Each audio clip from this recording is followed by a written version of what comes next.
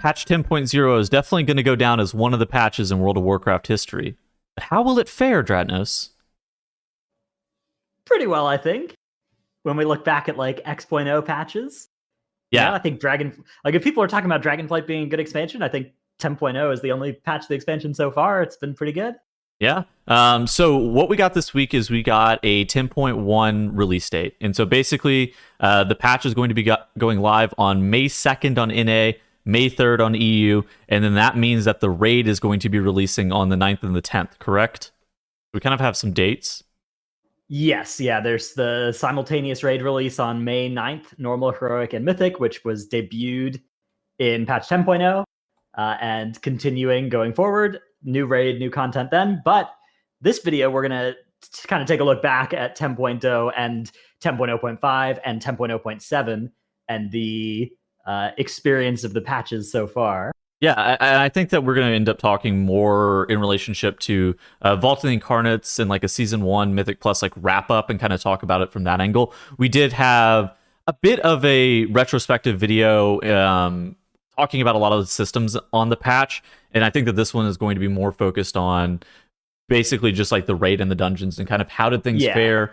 How was 10.0, how was 10.0.5, how was 10.0.7? Did those things really change the landscape of the game a little bit too? I think we were also going to talk about maybe a little bit on Forbidden Reach. I don't think that we're going to get like too far in the weeds.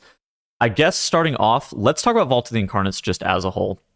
Vault of the Incarnates is an 8-boss raid, and something that you mentioned immediately right off the rip is that they tried, and they're continuing on with this model of having raids with simultaneous releases of the whole entire thing. Vault of the Incarnates had some things that went on with it, such as a multi-step progression of gear progression, where you start off at 415 item level on some bosses, and then you get 421 from some bosses, and then you get 424 from the final couple of bosses. For Mythic, obviously this scales down to Heroic, Normal, and LFR difficulties, but those are just like the Mythic numbers, obviously.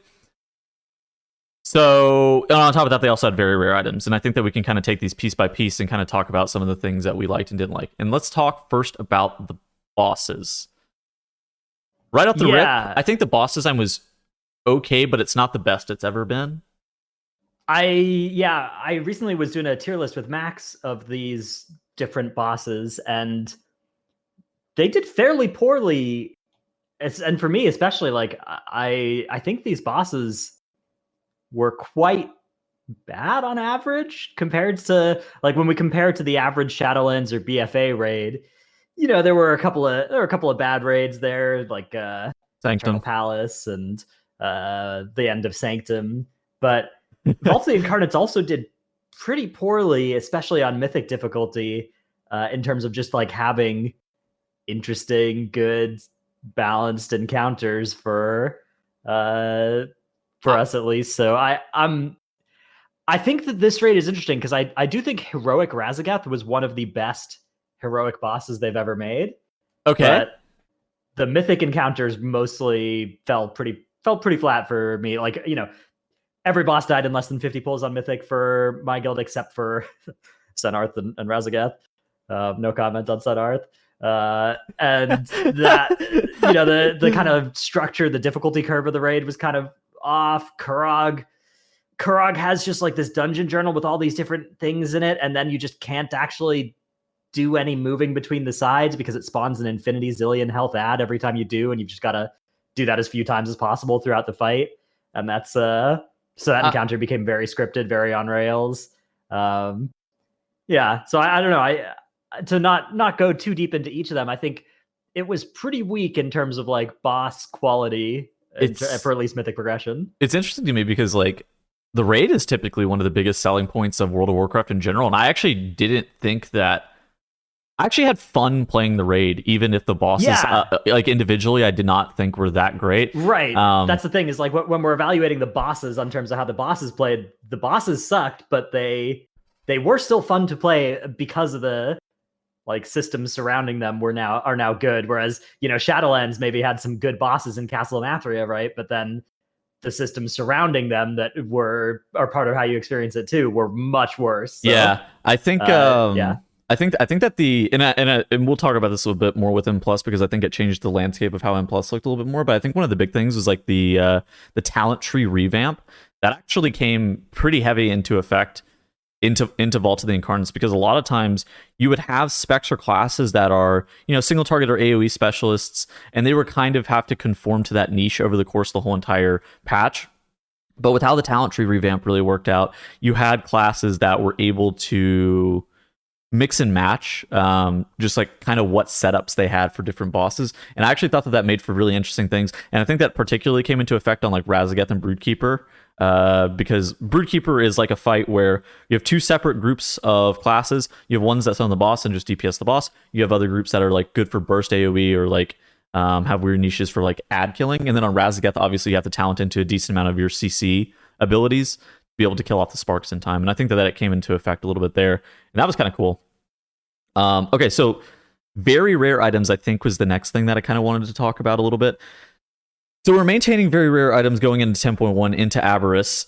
Very rare items were hotly contested. I think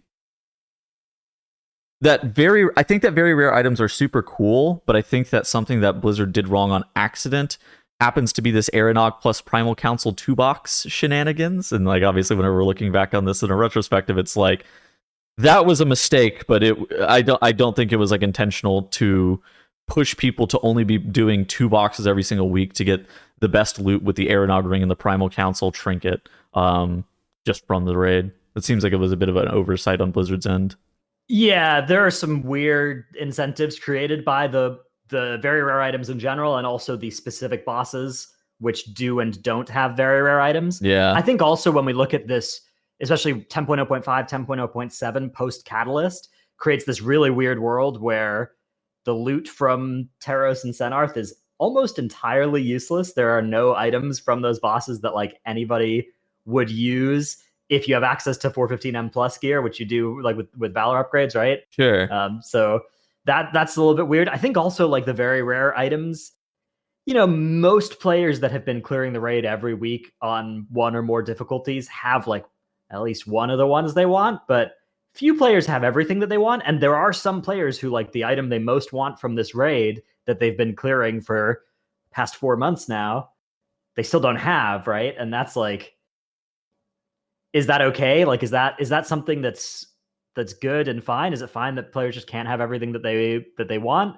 Or when there are these very rare, very powerful items that represent, multiple % increases in throughput, is it a big problem if those potentially, some fraction of unlucky players, some large fraction, right? Not just like you have to get really unlucky, but just get reasonably unlucky, don't see it in your vault, don't get it loot counseled to you as one of the like 3 or 4 that drops for your raid, right? Like, is that okay? Especially if we want these very rare items to be cool and powerful and iconic, right? That creates this really weird tension where the more powerful and iconic and cool these items are, the worse it feels to not get one. And especially in 10.0.5, 10.0.7, I think the fact that these very rare items weren't made more accessible or grindable for is something that I really wish they would reconsider with something like a dinar system coming in late in the patch for very rare items, so that at least for end of patch, at least for the next patch, you can go into the next patch with your Whispering Incarnate icon if you've been trying to get it every single week, the whole expansion. Yeah. Just a couple of other things. I think that cross-faction being available immediately was actually a really, really strong point. We saw the cross-faction kind of hit the scene towards the end of Shadowlands. It was like the last patch of Shadowlands was cross-faction was really starting. And so this is the first progression tier that we had cross-faction being available immediately. Good change. I think overall, not too many complaints about that being able to have. And I mean, we saw this in Mythic progression for some classes for like Razageth. But I think it just in general, just allowing players to play whatever faction or race or whatever they want is nice. And then being able to kind of involve themselves in the World of Warcraft ecosystem, because I think for a while, Alliance players were getting kind of snubbed on the at least the PvE scene. Yeah, the cross-faction part was nice. That's getting even nicer in Aberrus, right? Cross-faction guilds. That's going to be really cool. The simultaneous difficulty release is something we've talked about at kind of great length. Oh, gosh. But it was something that I would say you and I personally are worse off as a result of the simultaneous release, but Yeah, it enables this Mythic Plus loot, not having this Mythic Plus dead week, which I do think is a nice part about Vault of the Incarnates, was that there wasn't this weird week where we were spamming, +6 keys or whatever. So sevens, yeah. yeah, and especially for players that Mythic Plus is the primary or only way they play with the game, the absence of that week was probably really good. So that part is continuing forward, and I do still yearn for Heroic Week from the raid perspective, but it's definitely nice from the M plus side that there's not that dead week. I will say though that jumping straight into a raid off of like M0 weeks and stuff like that was kind of tough this patch, especially with like a simultaneous release, because okay, so doing Heroic Week after M0 week is always the most challenging because you have a large disparity of like gear between the M0 week and going into that, and so that felt like that was a bit jarring, and so hopefully that's a little bit better in Aberrus, and I have a suspicion that it probably will be. Yeah, I think Aberrus, like if you're in Heroic or Mythic Vault gear, Heroic Aberrus should be fairly accessible unless they overtune the heck out of some bosses, which has happened before, right? Yeah, Sylvanas, Heroic Anduin were kind of good examples of that. But whereas, obviously, like when we were doing Heroic, if you were trying to do Heroic Vault week 1, you were in like less than like normal of a previous tier's worth of gear, right? So the relative gear gap is closer. Sure. We have a set bonus going into this tier as well. So yeah, I think this is something that will work even better in the future seasons. Although I don't know, the 10.1 stuff with normal is more valuable next season because of the upgrades from it. So we'll see what that does. I have an open mind for it though, and I do think that it's probably worth doing this simultaneous release for the M plus side of things. I agree. So, I think that I tend to agree. Like, does it hurt you and I individually? Yes. I'm not going to like stop advocating for my own best interest. I want to make that like perfectly clear that it is negatively affecting me. If I'm asked though, is it fine if it negatively affects me this much to allow players to be able to get access to Mythic Plus earlier, like in an unlocked level? The answer, at least in my opinion, is yes. I think that, and while it does kind of suck a little bit for me, at the same point, I understand why Blizzard's looking to do it this way, and I think it should continue this way. Okay, last thing I think that we need to cover from the raid is Inspiration Catalyst. And I think the only reason we necessarily need to cover the Inspiration Catalyst in context of raid is because I think the raid is holding back the Inspiration Catalyst unlock timing a little bit. Now it opens the week of January 16th. Now this is something that is 6 weeks out. It was the exact same cadence as Sepulchre. Blizzard released a pretty big blue post, and you and I covered a lot of the key points of that blue post a few episodes ago on the series.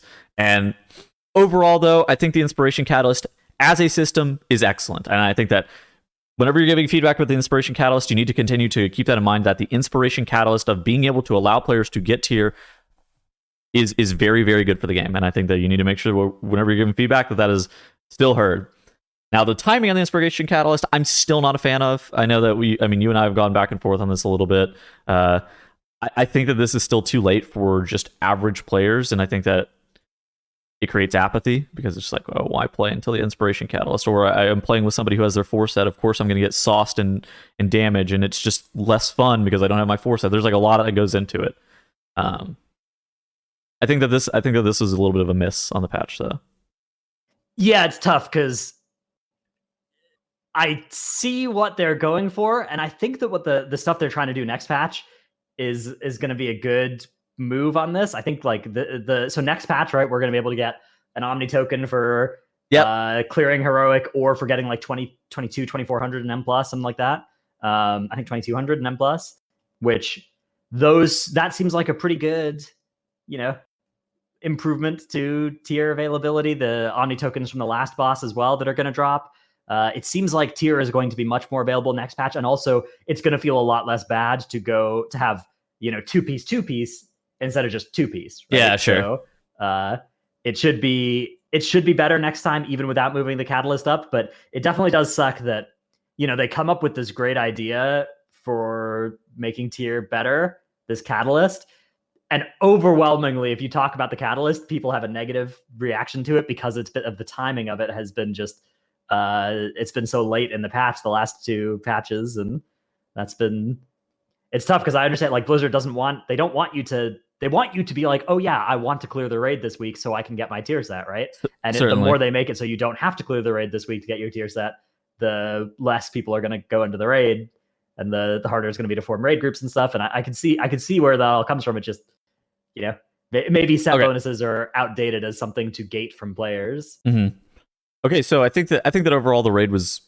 I didn't think it was too bad, like especially all the stuff that accompanied it. Maybe the bosses, but like individually, were a little bit on the worse end. I mean, like the bosses, the very rare items, like there were a lot of problems when you look at this raid, but then it was still a lot of fun, which to me is a really good sign because it probably means that the core of how the classes are playing, how the talent builds are working out, the game is strong, and that means that like if they do a raid where the bosses are good, that's going to be really good, right? Like that's going to be insane. If we're having this much fun in a bit of a stinker of a raid, right, then that means that the next raid is going to be, it can only go up from here, right? Okay, so let's talk about the dungeons now, and like M+ and the dungeon pool and that kind of thing in regards to like a retrospective for 10.0. So the dungeon pool that we had was Algathar Academy, Court of Stars, Halls of Valor, Ruby Life Pools, Shadow Moon Burial Grounds, Temple, the Jade Serpent, Azure Vault, and Noka Defensive. Coming into the expansion, a lot of people were pretty down on the playability of the dungeon pool just as a whole. They thought that, particularly things such as Azure Vault, Noka Defensive. I think that Azure Vault and Noka Defensive were the ones that were like, oh my god, I'm going to have unfun with the season because of these dungeons in particular.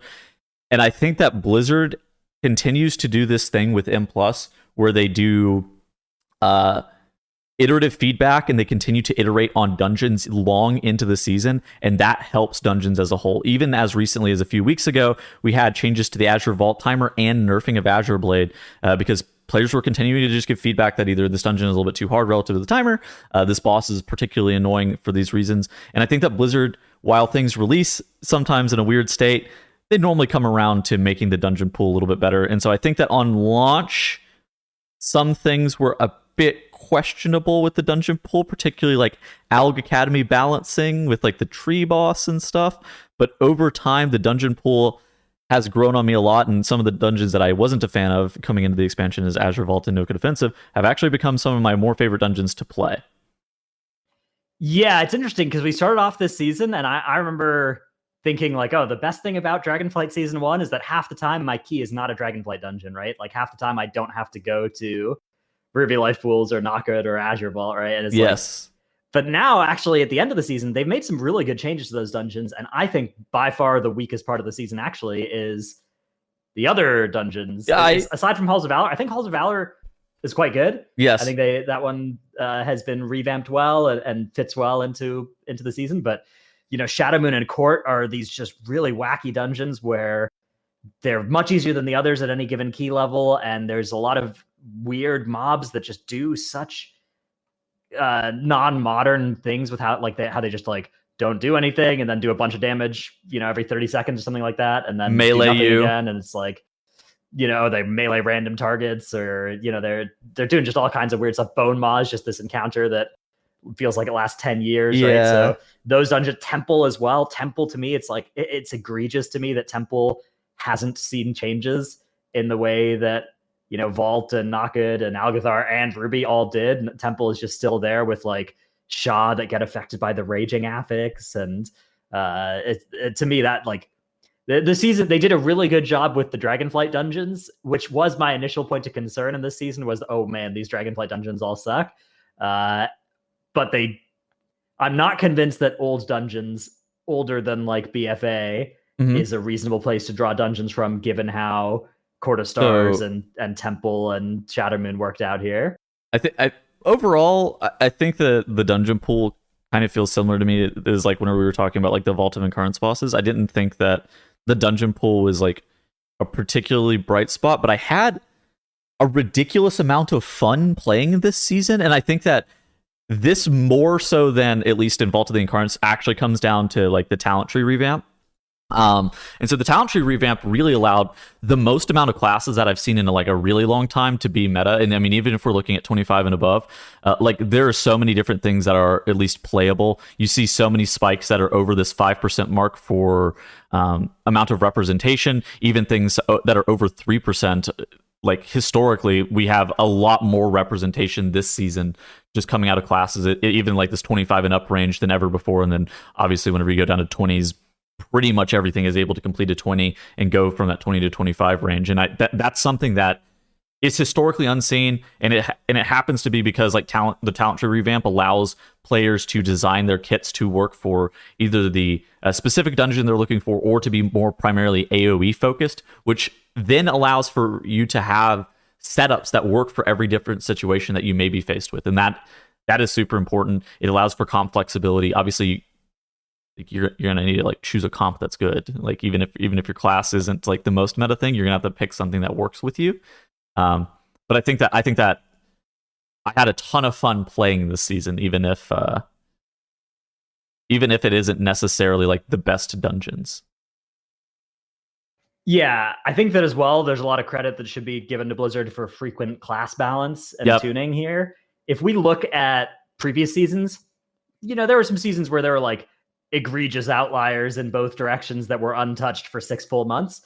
This season's got a few. There's a few specs that you can point to, and you can be like, okay, why is this thing not buffed, right? But realistically, like even if you point at some of the most obvious ones, like Guardian Druid, like they did do some changes to Guardian Druid. They buffed them 3 times. Yeah, they buffed it, like, and they need to buff them some more, sure, but it's not like they're ignoring that one. And even if you look at the full set of specs, it's like, okay, there are 38 specs in the game, and they've been like tinkering with 20, 25 of them, right? Like the ones that were left alone are largely in good places, and there are a few that maybe aren't, but like either way, I think the pace of changes that are being made to specs and classes is really good, and they've done a great job as well of not really like gutting anything in the way that we've seen specs get gutted in the past from 1 week to another, right? Like you can imagine a 10.0.5 that took Prot Warrior into the dumpster, and it didn't happen, right? Prot Warrior is no longer the best tank, but it's still good and it's still powerful, and that's, I think, great.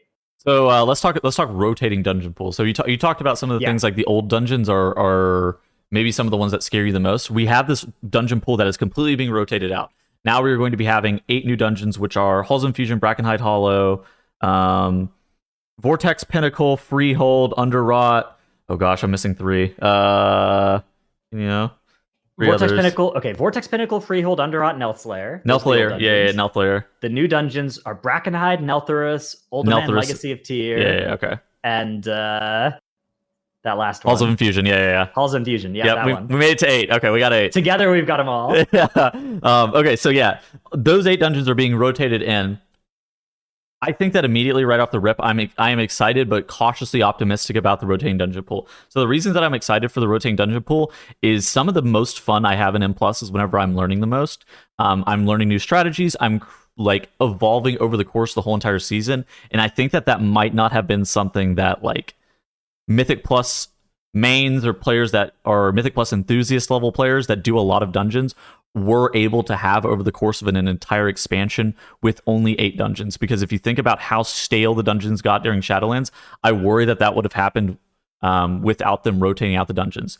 Now, the cautious part of the cautiously optimistic has to do with balancing the dungeons, correct? I feel like this, it's hard to evaluate this in the 10.0 retrospective. I think this is going to be something to look at in the 10.1 retrospective, because this 10.0 having 8 new dungeons is not new, right? 9.0 had 8 new dungeons, 8.0 had 8 new dungeons, right? So what's going to be different is that 10.1 is also going to have 8 new dungeons. Correct. I agree with you that it's exciting, it's cool. There are balance concerns. Correct. There also is a degree of concern that I have that learning 8 new dungeons every 6 months is a lot of overhead, especially for players that don't play the game as much as good point. You or I might. So I have a suspicion that it might be best to have 4 new dungeons each season and 4, returning from the previous season. Something like that might actually be the equilibrium that is healthiest. But I'm definitely excited to give it a try and go with the 8 full new ones. And I think it's great that in general they're experimenting with M+ as much as they are. All right, so at risk of this running too long, I think we need to hit affixes, but I don't think we need to hit them for like forever. I think that we've made multiple 30-minute videos on affixes. Thundering is the seasonal affix. I think that this one is just a massive miss. I think that pretty much anybody that you talk to about just affixes in general is going to kind of have a similar sentiment of where Thundering was just a huge miss in regards to seasonals.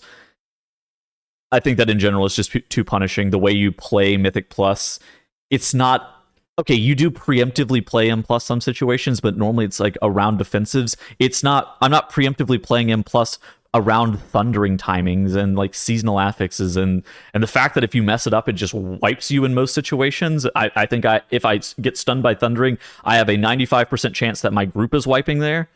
That just seems like such a blatant oversight.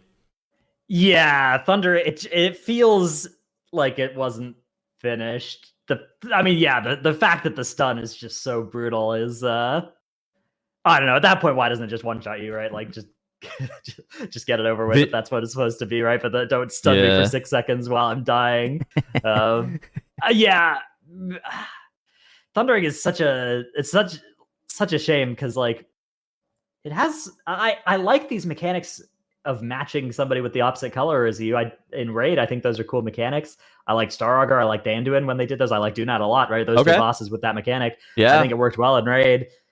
And the idea of like a seasonal affix that offers you a 30% damage and healing buff as well, like that's cool. That's powerful, right? That's the kind of thing that we've been saying we wanted from seasonal affixes, and yet Thundering just has both of those things and yet really misses the mark. And it sucks because like I've really liked playing around seasonal affixes in the past, right? I loved thinking about what Shrouded, what Encrypted, what Reaping, even what Tormented, what those sorts of affixes would do to my dungeon run, what Awakened would do, right? Like that was so fun and cool. But Thundering, it's like this affix where I've tried to think like, what are we supposed to do with this? And in some spots it's like, like once every 4 or 5 dungeons, I get this spot where it's like, looking at this Thundering timer, we can hold our lust for 30 seconds. I can hold my Manic Grief Torch. I do that from time to time, and that's like maybe a little bit cool, but half the time that I'm trying to hold my Manic Grief Torch for Thundering procs, I have to dodge a swirly, and then there's a boss mechanic coming out, and I'm just supposed to clear instant ways. Okay, I'm not like this is an affix where even when I'm trying to play around it, I often, the way that it's set up with the risk reward scale is your silts are supposed to clear really quick, and yeah, I mean, I don't want this to turn into another video of us just saying Thundering sucks for 30 minutes because we have made those videos in the past. It does suck. It does suck. Yep. But I'm also sad to see seasonals go because seasonals have been so cool in the past as well. But yeah, I don't know. I think again, props to the surrounding systems that the M plus season was fun despite Thundering. I agree with that. And another thing too that we got this season was a lower not affix pool, but like lower or shorter season. Yeah, it used to be 12 weeks. Now it's 10. Inspiring, necrotic. I'm glad that those are gone. Yeah, I think as well the shorter cadence. Like if there's going to be patches this frequently, I think 10 weeks instead of 12 is great. Make sure that we get through the full rotation once or twice before the new season comes out. And the second time you see Fortified Spiteful Grievous, it's on a different patch than it was the first time, even if it's like a 0.0.5 or 0.0.7. So yeah, I think this is fine. It's worked out well. The weeks have done a reasonably good job of moving away from like the push week, dead week cycle to 10 reasonably playable weeks. Obviously, some are better than others, and some have a much nastier profile if you're in a pug or a group without a soothe or a group with a tank that doesn't play around Sanguine or whatever. Like, sure, that does still exist, but yeah, I think the what they did with the affixes worked pretty well. Yeah. I think that what they did with the affixes worked pretty well. And obviously, we're seeing like pretty massive sweeping changes to affixes come 10.1, and so I think that like, we could just like pick apart. The issue. Quaking at the beginning of the expansion was so annoying. But like, and we could obviously go on for a while talking about just like, affix is too impactful for healers. But this is something that we obviously know is getting massively changed in 10.1. And so the affix rotation could have been better. Seasonal affix could have been better. I think that overall, though, I had a lot of fun playing this season. So the last thing I want to hit is like patch cadence in like 10.0.7. I think that for like patch cadence, at least from my perspective, 10.0.5, it brought like a couple of changes to a couple of classes, particularly Priest and Druid got a little bit of changes. I thought that was really interesting because never before have we seen Blizzard be willing to kind of hammer into classes in the middle of an expansion, and that was a bit promising. 10.0.7 had Forbidden Reach and then like a Paladin change, and again, to me, kind of promising to see them continuing to iterate on classes The Forbidden Reach and the Onyx Amulet in particular are a bit of a miss in my mind, but the fact that they're attached to 10.0.7 and not supposed to be this big long-term massive 0.1 patch or something like that, that's cool. Like I'm not going to complain about a 0.7 patch having new content for me to be doing, that especially new content that's not like breaking the game in any way. Yeah, I think 10.0.7 was cool. The thing that I like about it most is alt catch up at this point in the patch is now really nice as well. So, Sure. if you want to play something different in 10.1 than you did in 10.0, you level up the character, you do Forbidden Reach for a couple days, you've got like full 395 tier, and then you're ready to jump into whatever content you want to get better gear in preparation for next patch, or that gear is just good enough to take you into early next patch and let you start getting the upgrades out of there. So I thought that was cool. I thought the Forbidden Reach zone was neat. The zone was cool. Yeah, the place is cool. The Zascara vaults are actually really cool. That place is kind of awesome. I think the ring doesn't feel finished. Cool. Yeah, the ring is a bit weak, I think, especially because like it seems like a bit of a miss to me because it's got these like minor procs that you don't actually see or feel in your rotation. Yeah. So when you think about that, that's like, okay, this is going to be something that like min-maxers are going to like, right? Hardcore players are going to like because it's a damage increase.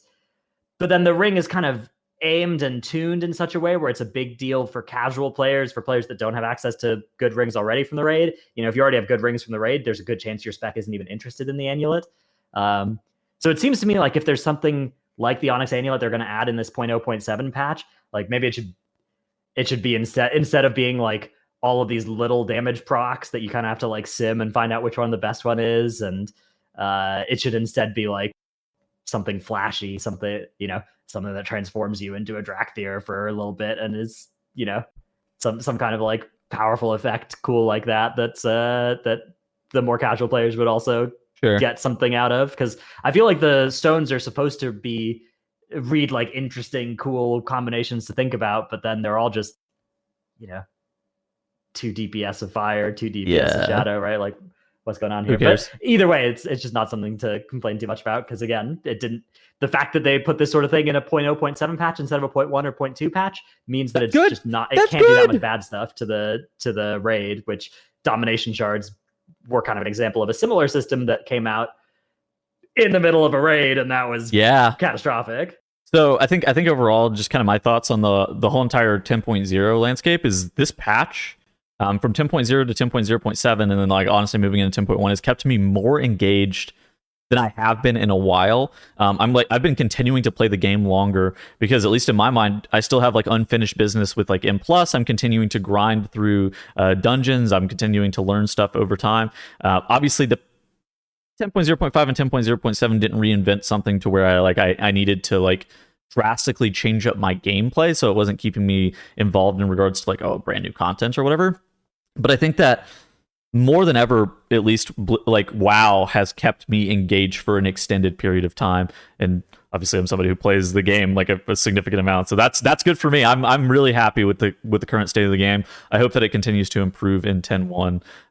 Dennis, what are your final thoughts on like this patch? Yeah, me too. I mean, I think that they took a big swing with a huge set of core changes to how the game worked in Dragonflight. So the fact that it's been as smooth as it has been is really great. Dude, I can't believe but this. Yeah, still. I like you also play the game a lot, right? So I'm curious to know what others think about it. Definitely let us know in the comments below what your opinions were on the Dragonflight launch in general, the 10.0 cycle, the stuff they're choosing to bring forward into 10.1. Yeah. And that's going to be it for us this week.